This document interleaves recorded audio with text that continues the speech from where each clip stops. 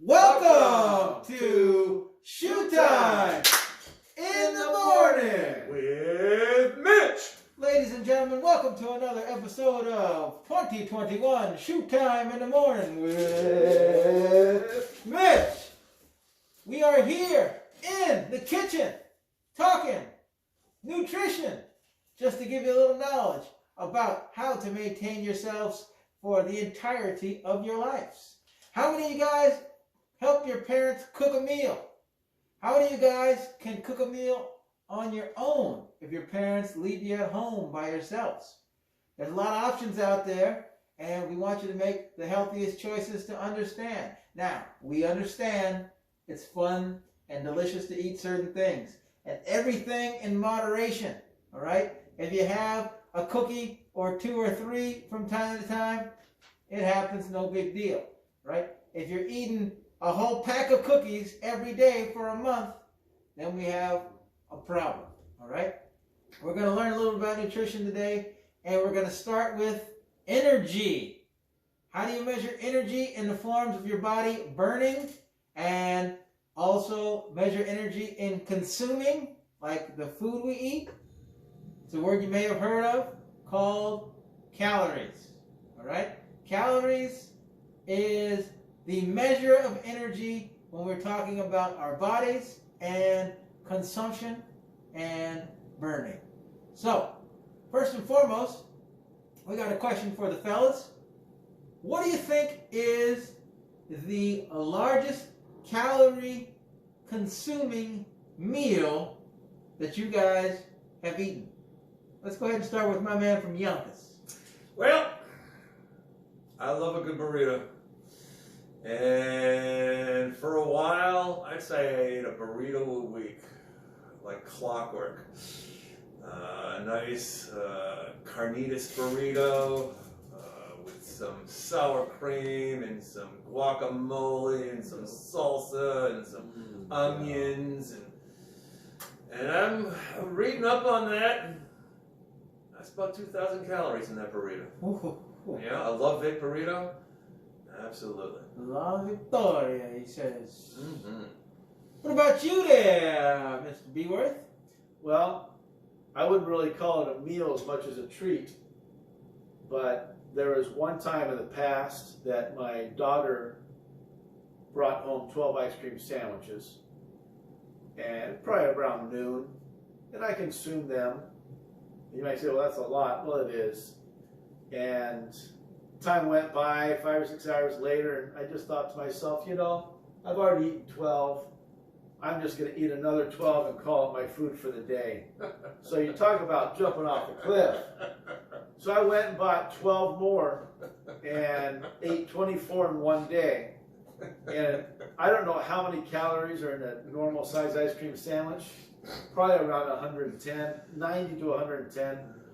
Let's round to 100. So if you do the math, that's a lot of calories. And I paid for it later because what goes in comes out. And so it's the truth. It's truth.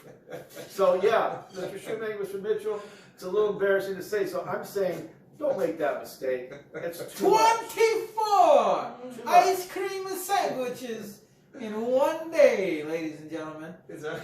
Now, I think we had a little bit of that story in my class before, and I think Luke and Braden and a couple other people challenged you to a ice cream sandwich eating contest. So we'll see if he is able to do that. But guys, I'll tell you, 24, I don't know if you can hang with that man on the ice cream sandwiches. I've seen it in action. I may or may not have had a few of those ice cream sandwiches. Just saying. He's like the Joey Chestnut of ice cream sandwiches. Oh, I love it. Oh, for myself, guys, I don't really know what the most calorie consumption is, but I can tell you, when I was in high school, we had to do a food chart, and that food chart week, it basically coincided with prom, and I was working at the time, also, so I had a little bit of coin in my G, as they would say back in the 50s, and I went to my favorite fast food restaurant at the time, which happened to be Carl's Jr., and I had the double Western bacons, cheeseburgers. And what I used to do is get 2 double Western bacon cheeseburgers and a fry and drink water. Because I stopped drinking soda when I was 15. A story for another shoe time in the morning. But I had that, the double Westerns, 2 double Westerns, and a large crisp cut fry, because who goes to Carl's Jr. and gets a regular fry? And that was one meal. How many calories do you think that is? I would say that that's probably a good 2,300 calories on its own. But that day was also prom night. So, went out to the prom, and it was at a fancy, I think the Olympic Club downtown. It was Presentations Prom, because that's where the young lady who I took to the prom went to school at Presentation. And we had a steak dinner there for that night. And then, of course, because it was prom, we danced and had a good time and celebrated and rah, rah, rah, rah, shish, kumbah. And, well, it was 11:30, midnight, prom ended. We were hungry again.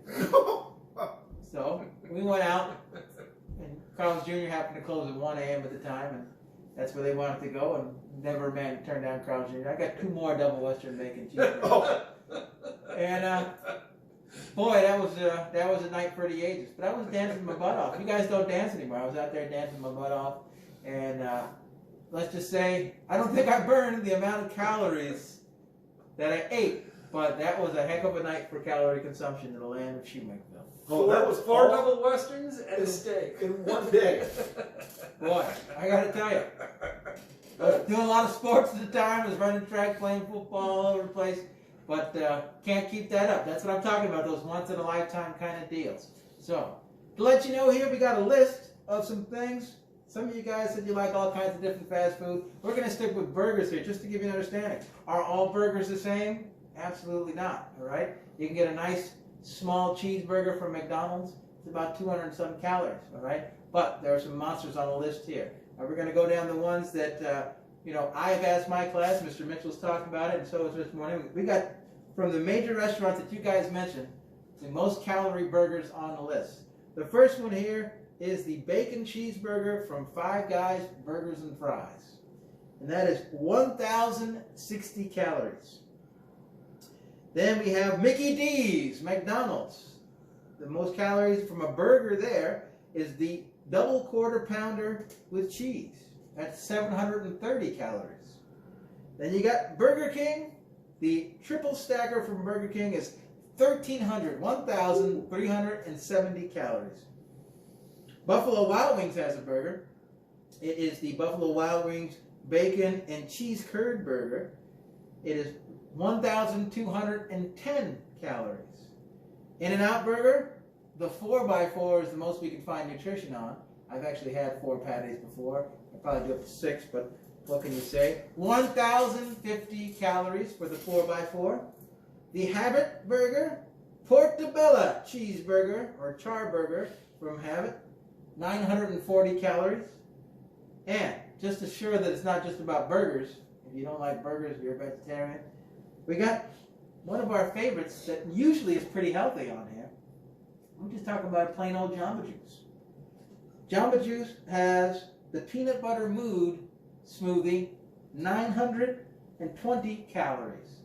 And the most absurd thing we could find across the board, period, was the Dairy Queen Georgia Mud Fudge Blizzard. 1,450 calories in one item. So, ladies and gentlemen, not all things are the same. And you got to understand just what that means. And that's what we're going to teach you about. But 1,400 calories in one item, forget about it. All right? That's going to put you down a hard road to hoe. So, that means you don't eat anything for the rest of the day. That's the whole whammy. Okay, of course, as we talk about these things, guys, the concept of a calorie is very simple. Right? Your body is using energy for a lot of different activities. All right? The energy that your body supplies is in the form of calories. So, we all do things on a regular basis that burn calories. All right? The way you replace those calories is through the food that you eat. Now, if you get healthy choices and you eat very nutritionally balanced breakfast, you should be consuming between 1900 and 2300 calories, and that's a very ballpark figure. What we're going to actually have you guys do is we're going to have in the Canvas page the Basal metabolic calculator. All right, and what that includes is how much calories should you be consuming just for a basal. That's the base, the bottom line caloric balance. Now, what does that include? It includes everything that your body utilizes to do everyday normal operations. Just sitting here, breathing like these guys are. All right? That's not calorie free. Calories are responsible for making the energy for your non-voluntary movements. What's a non-voluntary movement? Do you remember? All right? What's a non-voluntary muscle?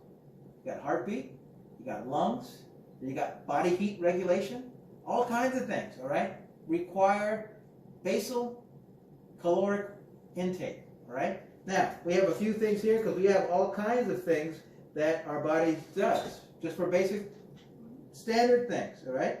Just sleeping, all right? You slept last night. Hopefully you got 8 to 10 hours, right? That consumes 60 calories, all right, just from sleeping, all right? Standing, just standing there doing nothing, looking around, just the energy used from standing, all right? That's 100 calories if you did so for an hour, all right? Housework, office work, maybe your chores, depending on how big your chores were, there's about 140 calories going. Now we get into some things that we kind of do in our normal, everyday environment. If you're just walking at a slow pace, not in a hurry, not a brisk walk, just walking from point A to point B, if you went on an hour walk, that's about 180 calories per hour. Little dancing, moving, some of you guys are dancers, and we may or may not, we probably will get some dancing in for you. All right, dancing, just a light dance, hanging in place, that's about 220 calories per hour is consumed. If you do yoga, which we are doing yoga and stretching, all of us, that's about 280 calories per hour if you did it for an hour. Now we get into some more complicated things. Mr. Mitchell's a hiker. Mr. Mitchell, what's your favorite trail to hike? Well, I'll tell you, around here, I like Quicksilver. You know, there's so many different trails up there, and it's close, it's easy, but if I was going to go someplace, it would be Big Basin. There's nothing better than Big Basin as far as I'm concerned. Big Love Basin, those redwoods. beautiful, and hopefully we can make it soon. Did burn down the fire, so hopefully we can get up there and see a little Big Basin there. But a hike, a good hike, not a difficult one, a nice strenuous hike though, 360 calories per hour. Some of you guys are tennis players we talked about. Tennis is about 470 calories an hour, running back and forth, hitting the ball. All right, aerobics, just aerobic moving, kind of like our high intensity workouts that we do, that's about 420. All right, then we get to some sports that we know you play because it's a lot of sprinting. It's more like the high intensity things that we're talking about. Let's take, for instance, basketball. You're dribbling up the court, then you got to run back on defense, run back. You're stationary, run back over here, run over there. Basketball is about 600 calories per hour. If you dance like Mr. Morn-Hinvig dances, he's a dancing machine, modern dancing. If you did that consistently, 600 calories an hour. We got jogging, and we're talking about a good jog. If you went on a marathon run at a good jogging pace, that's about 700 calories per hour. And the biggest one, sprints. Sprints is by far the best thing you can do for your body. If you were sprinting back and forth with maybe like a 30-second or a minute rest in between, that's 900 plus calories per hour. But these are just a few things to think of the many different calorie burning activities that our body does. Now, our body burns that, and just like a car, when we run low on gas, we got to put fuel back into it. Can you guys, did I miss any activities of calorie burning? Bike riding? Bike riding's a good one, all right. We got bike riding on the list here. That's about 560 calories. We ride a bike around. How many of you guys can ride a bike? Or how many of you guys ride mountain biking or do whatever? Mr. Morn-Hinvig, did you get anything that you wanted to add? How about swimming? Did we mention swimming? We did mention swimming. I think swimming's on the list here. Swimming is a good one too. 620 calories. 620 calories an hour for swimming. And swimming's a great one. It's fun, especially in the summertime when it's nice and warm outside. But we got some star swimmers out there. Many of you guys swim for Quicksilver or one of these other teams, or Almaden Dolphins, or the Crossgates Gators, or the Shadowbrook Sharks. And you guys are out there swimming regularly. It's a great full body exercise. Think about it. You're using your arms, you're kicking with your legs, you keep your core strong, And boy, it's tiring as you go all the way across and back to the pool, especially some of you endurance swimmers. So another great activity in swimming. No matter what you do, all right, if you're moving, you're burning calories. Heck, if you're not moving, you're sitting down, you're burning calories. Your body has to stay in a certain balance to thrive. You got the biggest one, temperature regulation. You're warm-blooded, right? If you were outside, if I had an iguana, maybe you guys saw this last week. They had a cold snap in Florida. When the temperature gets low, the iguana can't produce enough heat. It goes into a slumber. They start falling out of the trees. So it actually was falling iguanas. They had a warning in Florida. Falling iguanas. We can't make this stuff up. It's the truth. So our body produces heat. Our body digests the food. Our body is pumping blood through the system. Our body is getting oxygen to the blood. All right? All these things are in the requirement of caloric intake. So they are the basal rate. So we're going to go to the basal site probably after this, or whenever your teacher tells you to. My class will be probably after this.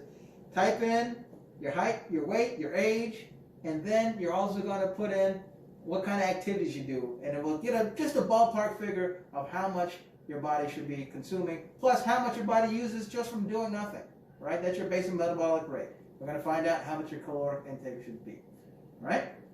Now, saying that to say, it's very important that we understand what makes up these calories, which we're going to learn about in the future weeks. But right now, we just want you to know calories are a unit of measurement for energy in our body. That's what our body is in terms of fuel. Calories is the unit for that. So, Mr. Moorhead? Good information, guys. Hopefully you're really in taking this stuff in, and hopefully you put it to practice. That's what we really want. Put the stuff to practice. Also, remember, you will be tested on this eventually. So, really review these things. Listen closely. Sports factor. What do you have for us this video? All right, so we're sticking with basketball, and we talked about who are the reigning champs. So, who's the reigning MVP? Who was the most valuable player of the NBA championship? That's my question. Good question. Jolly geographer. Woo-hoo-hoo! We're in the food realm here, folks. Now, did you get a fairly easy one? What state is best known for its potatoes? Of course, that'd be Idaho, guys. Idaho potatoes, that's left and right.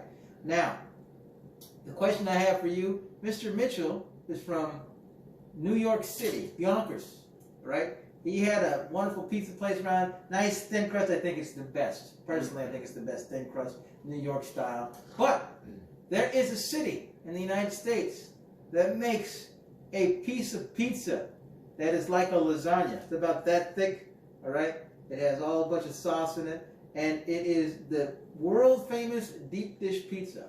What city in the United States is known for its deep dish pizza? Interesting. I got that one. Well, Mr. Mitchell and Mr. Shoemaker, I'm going to be talking about people in France. Why do the French eat snails? Why? Well, because they don't like fast food. I have a quick principle for you guys just to consider. We're talking about calories. We're talking about getting healthy in terms of what you eat, making better food choices. We just want to encourage you not to get discouraged. Some of you might have bad eating habits. I get it. I've been there. I think we all have. We want you to, as Mr. Shoemaker says almost at the end of every video, be better today than you were yesterday. So don't get discouraged if you can't change all your bad habits of the things you eat or other things in life in one day. It just doesn't work that way. What's that old saying, guys? They didn't change Rome in a... Rome wasn't built in a day. Rome wasn't built in a day. Just like you can't turn the Titanic around with one turn. It takes some time. So here's a principle I want you to consider. I haven't arrived, but I've left. You're not where you want to be, but you're not where you used to be. So I think as we grow and make better choices, we're about right here, and we want to be up here. And the mistake is a lot of people look way up there and say, I should be there. But stop and look down and look where you've come from. So it really is about those small incremental steps of improvement. So I haven't arrived. I'm not where I really want to be, but I've left. I'm not where I used to be. So I haven't arrived, but I've left.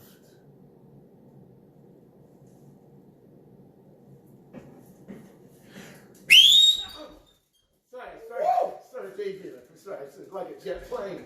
What is going on here? What are we doing here? Well, we're building healthy relationships. What's the purpose of Bret Hart? HR squared. Honesty, respect, responsibility.